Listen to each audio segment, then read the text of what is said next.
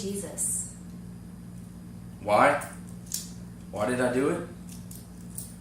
They were looking for a way to get rid of him. The religious authorities, chief priests, teachers of the law. He was a threat to them, a big threat. And when powerful people are threatened, they're dangerous. They're also generous to those who can remove that threat. So how did you do it? What was the plan? I told him that the betrayal of Jesus by one of his own would legitimize his arrest. I mean, if one of his own would betray him, then he mustn't be all that he was cracked up to be, right? It would sow seeds of doubt, seeds that could be watered and fed by lies and innuendos. And they would be generous. That wasn't what I asked. How did you do it? Nighttime, lonely place, far away from his followers, certainly away from the crowds. I knew where he'd be, when he would be there, and a deal was struck. Oh, I see. How did that play out? It was a good plan, but Jesus, he knew about it. The other disciples had no idea. If they had known, I'd never made out of that supper alive. I mean, Peter would have torn me apart. But Jesus knew. He looked me right in the eye and told me exactly what I was going to do. And he let me go. I panicked. I went to the authorities right away and I told them it had to be tonight. What happened after that? Well, so I led the mob that they quickly assembled for me. We prepared them with swords, clubs, strong men. It had to be tonight. It had to be done right the first time. If there was any confusion, if he got away, if we arrested the wrong person, there might not be any second chances. The one that I kiss, that's the one. That's my signal. Arrest him, I said. And that's exactly what happened. Just a small scuffle between Peter, but Jesus stopped it. It was perfect. Were you happy when all was said and done? No, not at all. When it was done, I realized that it was I that was being trapped all along, not Jesus. He knew where to go. He knew where I'd find him. And he willingly went. It all had a weird feeling that Jesus was leading all the action. He was in control of the situation. I should have known.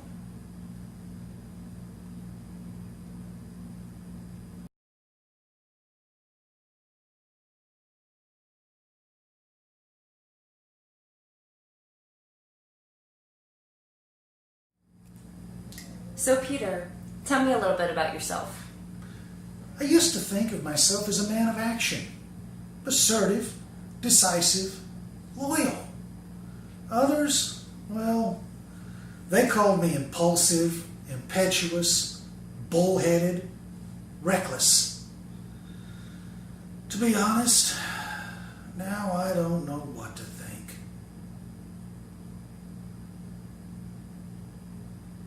Where does the story of the cross begin with you? I would like to get your perspective. It was late. We were in the garden, and I was tired. Well, actually, I was asleep when they came for him. Judas was leading the way. He knew where we'd be. Jesus woke up and pointed at them. He said, "Here they come." He wasn't surprised, but he never was. Up marches Judas right up to Jesus and kisses him. He says, "This is your man." Jesus just looks at him and tells him to get on with it. How did you feel that your Lord was being treated like this? He was betrayed. He was cornered like a dangerous animal. I pulled my sword and tried to defend him, but he wouldn't let me. I'm confused. What do you mean he wouldn't let you? Well, I wounded one of the soldiers. I chopped off his ear. Jesus picked up his ear, put it back on, and healed him. Can you believe that? Wow. Wow. He knew they were coming. He wouldn't let us help him. He healed him. Jesus wouldn't fight. He healed the wounded. So Jesus just gave up? No, he didn't just give up. He helped them, even in his own arrest. And he wouldn't let us help him. What happened after that? Oh, it got worse. I denied I knew him. I followed them at a safe distance. I wanted to see what they would do with him. It was cold and I was warming myself by a fire. And a bunch of them confronted me. They knew I was with him. I said I never knew him. Just like he said I would. Oh. So Jesus told you that you would deny him. Really? Yeah. He said I would deny him 3 times. I did.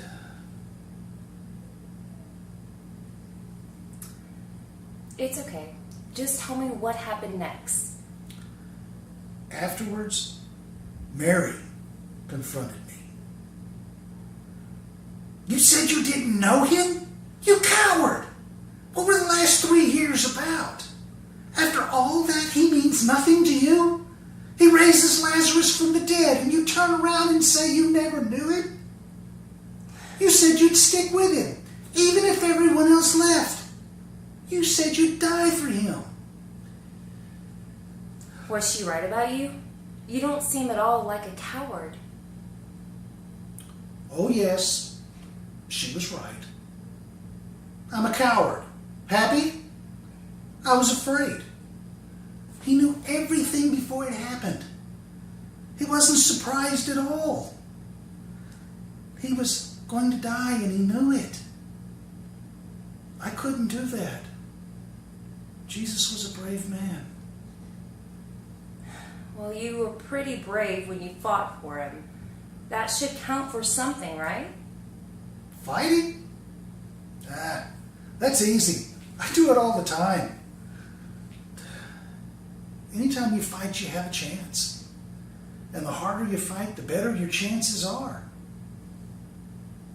He rejected every chance he had to escape. He accepted everything they wanted to do to him. I couldn't do that. I let him down. I should have been there with him. Don't think I don't know that. He knew I would disown him. He knew it from the very start. How do you think Jesus felt about you betraying him? He was still my friend, knowing what was going to happen. He must have already forgiven me before I'd even done it. He was still my friend, knowing that I was going to betray him too. So what happened to Jesus after the betrayal? They beat him. They beat him bad. And they killed him. Just like he said they would. And I just watched it happen.